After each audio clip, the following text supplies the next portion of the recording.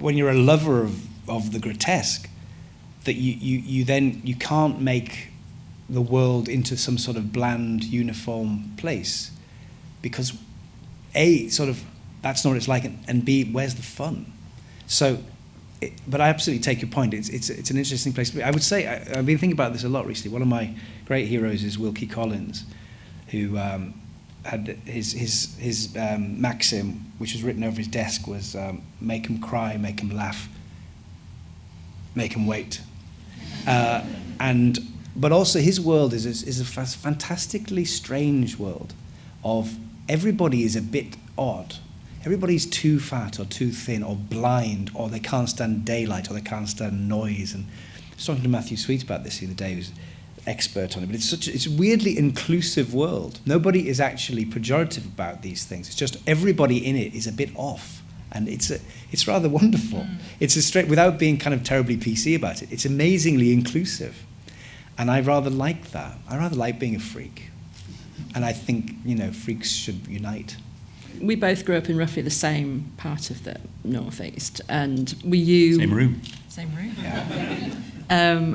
Were you as influenced by... Little Mark Gatiss, was he as influenced by telly? Were you as subsumed by telly as every other kid in a grumpy little small town in the north? Very much. I mean, I was reading about what Julie Walters was saying about Victoria Wood yesterday here, and it's so true that kind of... I was obsessed with TV. I used to watch everything. This has been being like 5, 6 or... I watched everything. I mean, mostly to try and trawl for horror of some kind. But I just used to, it was like a friend. I used to have it on all the time. I mean, probably dangerously so now. And a day like this, my mother would have been saying, get outside. She was quite right. But but as a result, I think I kind of absorbed loads and loads of influences. I'm constantly evangelizing about a wonderful channel called Talking Pictures TV, which I'm sure everyone here knows, which basically shows just an unending diet of black and white British films, and it makes me, it's like being off school all day long, because it has those the films you used to watch when you were off school, or I'm just waiting for Crown Court to come on, and then I'll be happy. That was at lunchtime, wasn't it? And you came home from school. The news with Robert Key. See, I know schedules. I can hear the music for Crown Court. Yes, very good Crown Court. So what sort of things do you remember the Thriller series from RTV? Oh yeah, gosh, yes. Brian Clemens, I came to see here, met him afterwards, and I was able to talk about that. Thriller was a fantastic anthology series from the early 70s created by Brian Clemens, who I think had more good ideas than anyone who's ever lived. Amazing, absolutely amazing. Ideas machine, it was incredible. And it's a series I'm very fond of. This fantastic opening title sequence with one of those bendy mirrors and a brilliant Laurie Johnson theme tune. Scared the life out of me. And my sister and my brother and I used to watch it on a Saturday night when my parents were out. And I'm very fond of that. And watch it again now, and the strange thing is it's fantastically cheesy. There are things you never notice as a child, like the mysterious fact that everyone who stars in it is an on-the-skids American film actor who can't get work anymore. But there's still something in its DNA which is somehow genuinely odd. And I can't tell at this distance whether it's indivisible from how it scared me as a child, or whether it's still got something, but very fond of it. And there's a fantastic episode called I'm the Girl He Wants to Kill with Robert Lang, and it's virtually a silent film. It's just a man pursuing this woman in a tower block, and it's genuinely frightening. And I think a lot about that the Brian Clemens' explicit thing was he went to Lou Grade and said, I want to do Hitchcock on TV. And I think suspense actually is something that TV doesn't do enough of these days. It's a really good thing and a really clever way of engaging an audience. So what did you think you would do? Or did you have careers officers? So Mark, what would you like to do when you grow up? What was your career choice if anybody ever asked you? Well, another thing I remember from when I was very young was a girl at primary school said, are you going to be an absent-minded professor when you grow up? No. And I have become absent-minded. At least. I wanted to write and act. That's all I ever wanted to do. My only other ambition was to be a paleontologist. Oh, because you're a big fossil collector. I'm a big fossil now. I didn't say that. But I couldn't. I didn't have the Latin. And Peter Cook. Yeah. It wasn't really an option. I sort of pursued it a little and then discovered how difficult it was. But that's all I ever wanted to do, really. So I've been very blessed to do it. So when you said to your careers teacher, I want to write and act, did they go, no? Well, no, you know, they're really cool about it. It would be nicer if I could have a sort of a story of my struggle in that sense. But my careers teacher was amazingly supportive. I had wonderful English teachers, wonderful drama teacher, and actually Mr. Rutherford, who was sixth form careers. I remember this well. We were able to sit around the room, and he came around talking to people individually about their plans. And I was dreading it for exactly that reason. I thought he's going to say, you should get yourself a trade, Mark. And, you know. And he didn't. He literally sat down next to me and said, I can imagine you sort of sitting on a Parisian boulevard watching the world go by. I thought, that's for me. I'll do that. I know, God bless him. Oh, that's so nice. So you left school, presumably, with lots of A-levels and lots of O-levels. Oh, terrible dunce. Oh, really? Yeah. What, you didn't try? Or you weren't examine? I wasn't examine, no. 2 A-levels, not very spectacular. And then I went to Bretton Hall in Yorkshire, which is where I met Stephen Rees and Jeremy. That's like a drama. Was it sort of drama? It was a degree drama. Yeah. It was a college is closed now. It's about to become a hotel. It was an adjunct of Leeds University, and it was a drama degree. Right. Or, as we know them, a Mickey Mouse degree. That's media studies. Isn't it? It's very like it. So you all got together and you all did your thing, and now you've come a long way. And you. If I called you a Renaissance man, would you hate that? Because you seem to do everything. I do get a bit worried about being in everything. People often say that, and I do worry about being ubiquitous. I don't think it's true, especially when, you know, sometimes you get that thing of 3 things that you've filmed get all shown in 5 minutes. You can't help that. I can't help that, but also I don't want to spread myself too thinly, but at the same time, you know, from dust we came and to dust we shall return. And you've just cropped up in Taboo, which I think most people have seen, and Wolf Hall. Well, that's 2 years ago. That's ages ago. Taboo was very interesting. It was the most physically uncomfortable I've ever been, and it was odd because having done the fat suit in the Sherlock special, it sort of should have been very similar, but it kind of wasn't. I was so hot, not that way. Oh, come you probably noticed. It was very uncomfortable, and for various reasons, Erica, the makeup artist, she couldn't do a full prosthetic. We didn't have time, and it was made in quite an old-fashioned way, a bit like they did I Claudius. It was all pieces, which is very effective, but they just kept falling off. And you could see if you watched all 8 episodes that George IV goes from looking like a boiled testicle to just looking like a testicle. But they were patching it up, you know, and I looked like there's something very wrong with me. But it was a very interesting thing. It kind of came out rather well. People seem to really like it. It's sort of like a gothic horror, isn't it? And I think because of all that unexplained mystical stuff with Tom in the water, which is never really explained. No. It is a bit like a sort of gothic horror. And I love the Regency-ness of it because it's an unusual period. It's not just mid-Victorian. Everything's slightly different, isn't it? Mm. The late David Cameron went to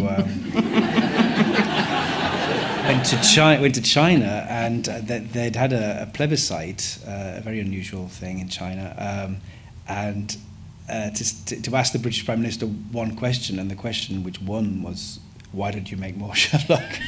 he looked very puzzled and said, I'll have a word with Benedict Cumberbatch. And then I'll fuck up the country.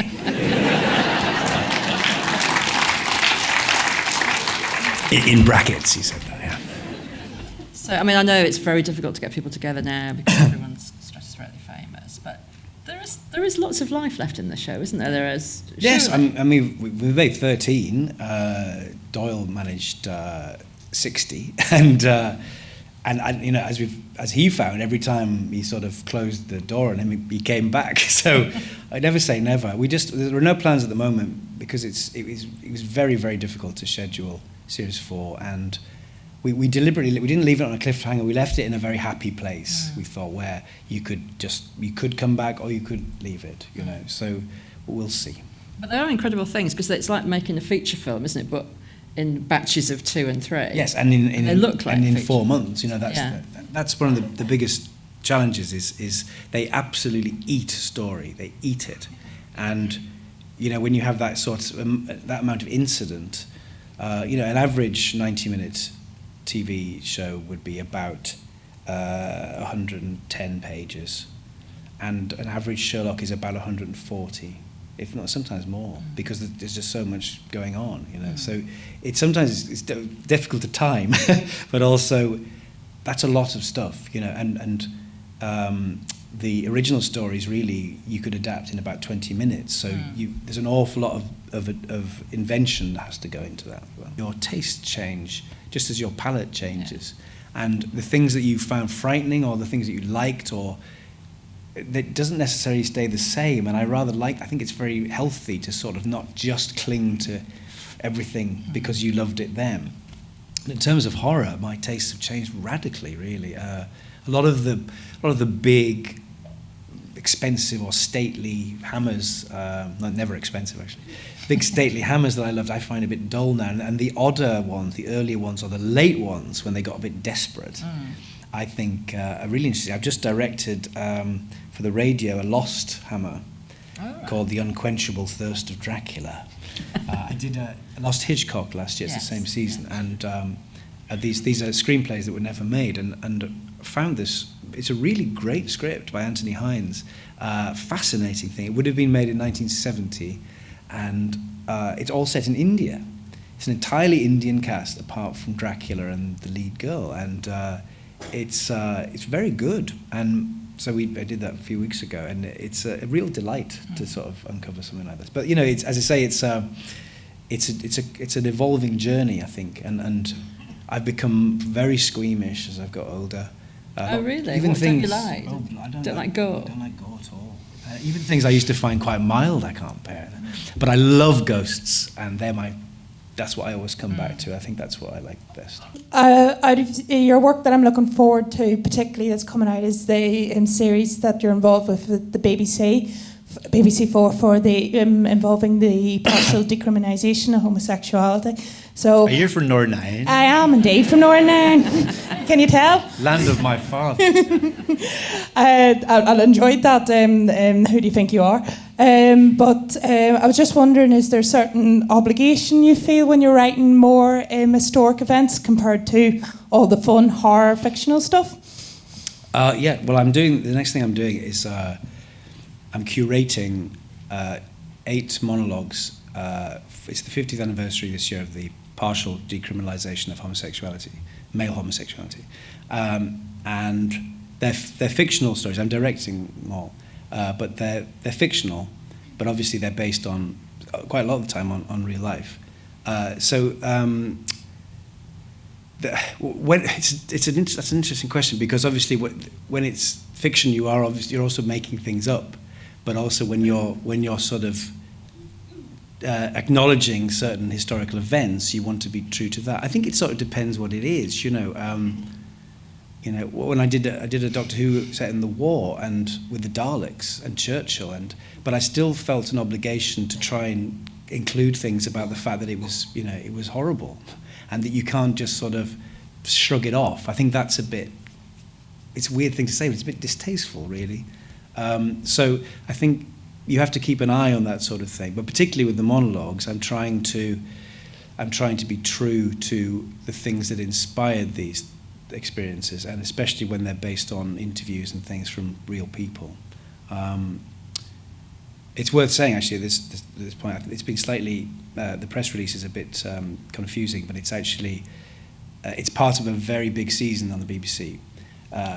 Across the whole thing, there's a big documentary called Gay Britannia, and about the whole situation, but my monologues are explicitly about the 67 Act and the responses to that. So it's not trying to include everybody. That's another issue, but it is actually the partial decriminalisation of male homosexuality. And one of the things that it was very difficult in trying to choose the stories is that there are stories like the fact that it was only decriminalised in Scotland in 1980, really? And in Northern Ireland in 1999, maybe two.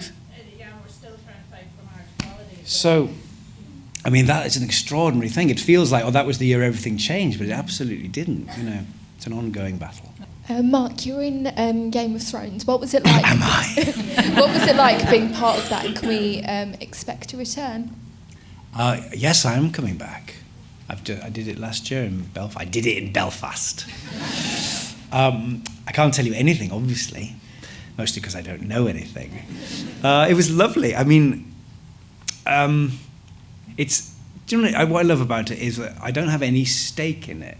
I said this before, but when I was growing up, I would always read interviews in Doctor Who magazine with these wonderful old actors who would say, "Do you know, I didn't understand a word of it, but it was such fun. Katie Manning, she's a darling," and I sort of always wanted to be in something like that. And it's a bit like that because I honestly do not know the ins and outs. People ask me this, that, and the other, and I haven't a clue. I mean, I've done 4 episodes now with these 2 more, I think, and it's a huge saga, and I don't know.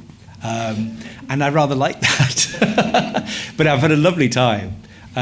Katie Manning was darling. No, I really have. It's been the last. I probably can't say who I'm in with because it'll be a spoiler, won't it? But I had dinner in Croatia when I did the second one with Dan and David, who run the show, and I made a pitch to be the last person alive in the whole show because I said, if anyone survives, it's the bank, isn't it? It's the bankers. They smiled at me and then plotted my doom.